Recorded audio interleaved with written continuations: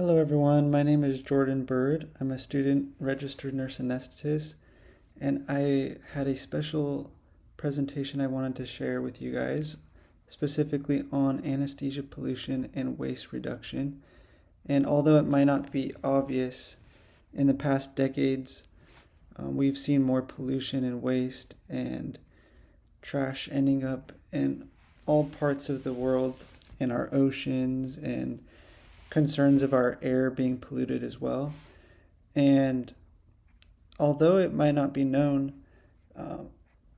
anesthesia providers and healthcare in general, we produce a lot of waste. And when it comes to anesthesia providers, the anesthesia gases that we use do play a very large part in pollution. So we're going to be talking about that and how we can reduce that.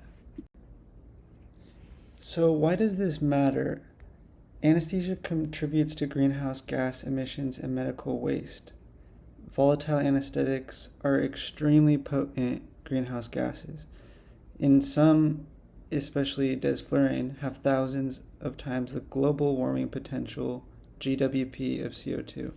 So that's a common kind of phrase that we use to explain in comparison of how much it contributes to global warming, because we've all heard of CO2, right?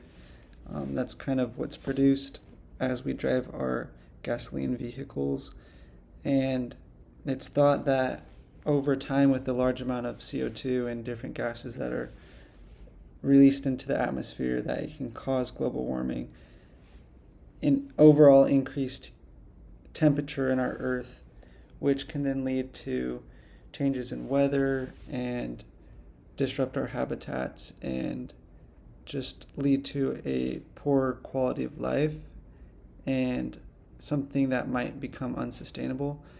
And I know there's a lot of people that are still up in the air on whether how true this is or not, but my personal opinion is we're not 100% sure maybe what's going to happen in the future. So I think if we just err on the side of caution, if we use less things and we produce less waste and we recycle more, it's only going to be beneficial. And then to continue, wasteful gas flows also increase hospital costs and environmental harm. So besides the environment, we're also talking about hospital costs. So if we work at a surgery center like the one we work here, hypothetically, we want to save costs for our patients and for the hospital. So they can afford to hire us anesthesia providers, and they can offer good priced procedures for our patients. And then to continue, hospitals are major contributors to pollution. Anesthesia providers can lead to change. So our overall goal is to reduce pollution while still maintaining patient safety and clinical effectiveness. So as anesthesia providers, as you guys work here at our facility, you know the common volatiles that we use, right? But did you know that Desflurane is actually one of the worst ones we can be using for the environment? It has a whopping 2,540 GWPs, and it stays in the atmosphere for up to 14 years. So obviously, that's a very large number. Sevo, which is an alternative that's much lower, it's still 130 times greater GWP, but it only stays in the atmosphere for 1.1 years. But then nitrous oxide, which is used at this facility and some others, depending where you work, but it's 275 GWPs, but it stays in the atmosphere for over 100 years. It also is a significant ozone depleter. So, as you can see, desflurane and nitrous are probably the ones we need to avoid. So that's what we're recommending that you guys do. And we're going to try just to use Sevo when possible. Also, the high fresh gas flow waste anesthetic agents, the higher the flow is. And another crazy fact is that a single bottle of Desflurane emits as much CO2 as driving a car for 4,000 miles. So every time we go through one of those bottles, it's like you're driving across the country plus more. So now we need to talk about how we're going to choose the best anesthetic gas. So reducing or eliminating Desflurane is our best option. Next, we need to get rid of nitrous. So if we can use Sevoflurane or Tiva when possible, that will be much better for the environment. And just a side note, something I learned recently that we should kind of follow their example is that Scotland was, I believe, the first country to actually ban Desflurane because of the negative effects it has on the environment. And also all of Europe, currently it's going in that direction that I believe they're trying to ban Desflurane in all of Europe by next year, by January 1st. So it's not a law yet, but it's going in that direction, which I partially agree with. But they do have a caveat where it can still be used in certain circumstances. But I think overall, people won't really follow things unless it becomes a law. So I think that's heading in the right direction. And as we kind of reviewed earlier, Sevo has about a 95% lower GWP than Desflurane. So switching to Sevo is a very good option.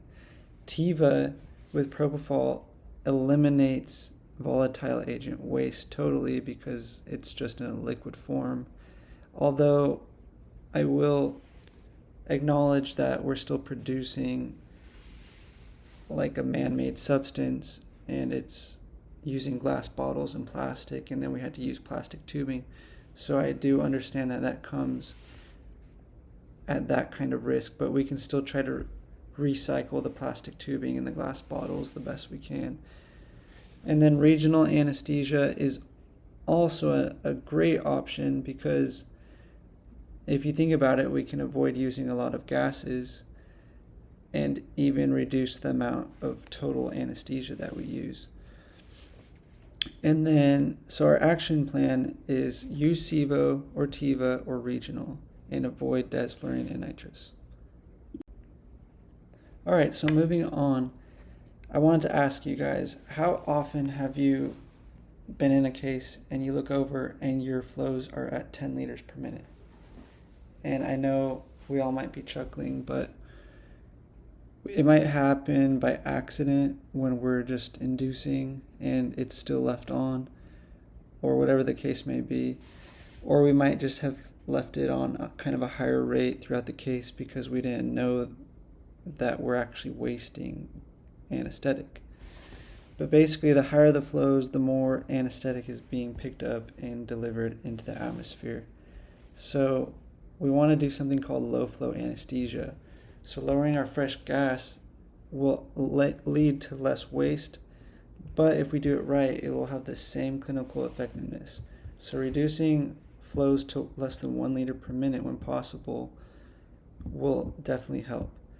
And then when we use a circle system that's a closed circle system, we can kind of reuse the anesthetic gas. The patient can rebreathe those same gases, and then we're actually at a point where we're using much, much less gas than if we had it as an open system, where gas is just going into the patient's lung and then out to the environment automatically. So we need to do a closed system. And then high fresh gas flow increases OR cost significantly and the pollution without any benefit.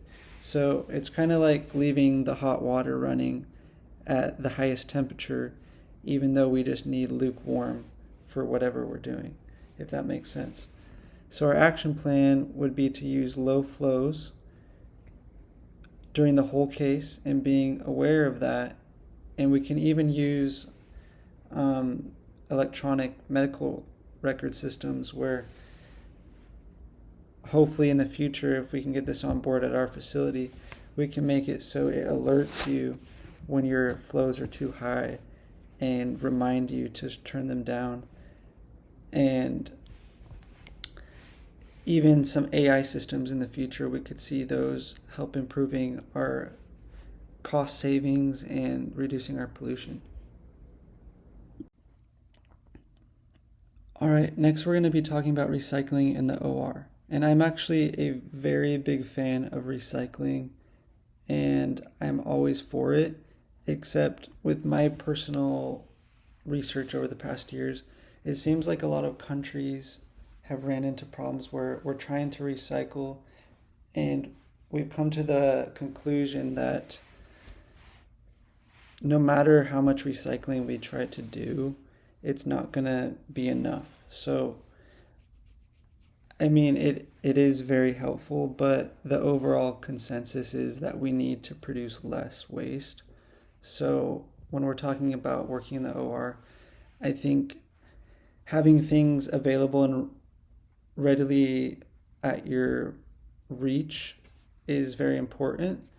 But in the past, I have opened medications or equipment to have it ready, but then I don't end up using it in the OR. So I suggest to you guys that we have everything stocked and ready. We know it's there. And then when your patient needs a certain medication, we can quickly draw it up and administer it, or use a certain equipment and help our patient without decreasing their safety or their outcomes by trying to reduce waste. But if we're prepared, we'll still be able to help them quickly and efficiently. But if we do it that way, we will reduce all the things that we throw away between cases, since as soon as we open it, it becomes contaminated if it was close to the patient or whatever, or if it's like a single-use vial and we don't want to contaminate between uses. So to move on, also talking about things that we can use in the OR that are reusable. There's actually circuits that are reusable. There's laryngoscopes and other equipment that we don't have to throw away every single time. So all these things add up when we have thousands of patients across our country every day. And whatever we can recycle will help. It's not a lost cause. Also, when it comes to the scavenging systems, sadly, a lot of these scavenging systems just send our anesthetic gases out into the air instead of capturing them. But there's things such as carbon filters that can absorb excess volatile agents before they are released. And I've also researched that there might be new technology that can try to destroy or capture other anesthetic gases that we really haven't been able to take care of in the past. So I'm hopeful that this can become something in the future where we can make it so if we have to use these gases, that they're being controlled and not released into the environment when possible. And like I said, we don't want to open items until we are going to use them, unless it's a critical case where we need things drawn up prior. So our action plan is to improve waste management and advocate for OR sustainable incentives. So after everything we've learned, are we compromising patient safety? No. There's studies that show TIVA and low flow and Sevoflurane are safe and effective, and it will not increase our costs. It actually does the contrary. So when we reduce our gas flow and switch from using Desflurane, we're actually saving money. And does this require any new training? Maybe just a little bit, but it's just for our facility. We're just having you guys use less volatile, less gas, and just optimizing our current practices. So the bottom line is there's not really a downside to this change, and it might even make it easier since we're just going to be using Sevoflurane instead of also having Desflurane in the room, and we're going to be using less gases. We don't have to change as much, and we're going to be using more reusable equipment where we don't have to change out the circuit every time and other equipment, so it can save you guys time. All right, to wrap up, I am pleading with you guys to act now. We need to eliminate Desflurane and Nitrous Oxide whenever possible. So we're going to plan on just having Sevoflurane in the room.